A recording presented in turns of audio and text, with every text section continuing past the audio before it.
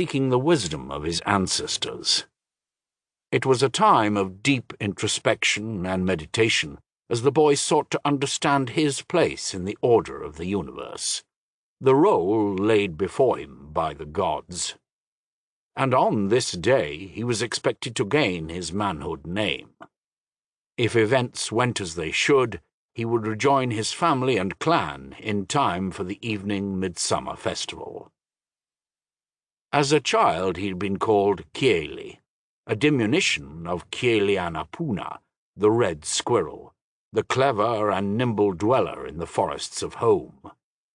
Never seen, but always present, they were considered lucky when glimpsed by the Orsini, and Kieli was considered to be a lucky child. The boy shivered almost uncontrollably, for his paltry stores of body fat hardly insulated him from the night's chill. Even in the middle of the summer, the peaks of the mountains of the Orsini were cold after the sun fled. Kieli waited for the vision. He saw the sky lighten, a slow progressive shift from grey to pale grey-blue, then to a rose hue as the sun approached. He saw the brilliance of the sun crest the distant mountain, a whitish golden orb that brought him another day of loneliness. He averted his eyes when the disk of the sun cleared the mountains, lest his sight flee from him. The trembling in his body lessened as the sun finally rose sufficiently to begin to relieve the chill. He waited, at first expectantly, then with a deep fatigue-generated hopelessness. Each Orsini boy endured this ritual upon the midsummer day, close to the time of his birth anniversary, in one of the many such holy places scattered throughout the region. For years beyond numbering, boys had climbed to these vantage points, and men had returned.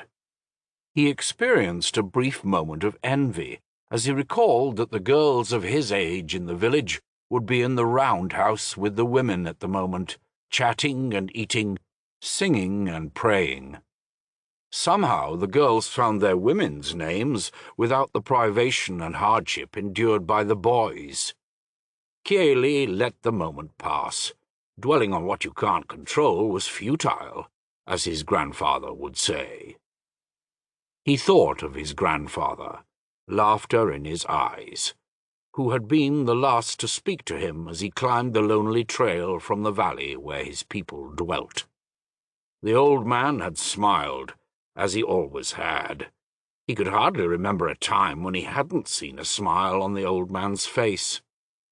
Grandfather's face was like brown leather from nearly 80 years of living in the mountains, his clan tattoos upon his left cheek still black despite years in the sun. The old man's keen eyes and strong features were always framed by steel-grey hair down to his shoulders. Kieli resembled his grandfather more than his father, for they both shared the olive skin which turned nut-brown in the summer and never burned, and in his youth grandfather also had hair the colour of a raven's wing. Others remarked that an outlander must have joined their family generations ago, for the Orsini were a fair race, and even brown hair was unusual.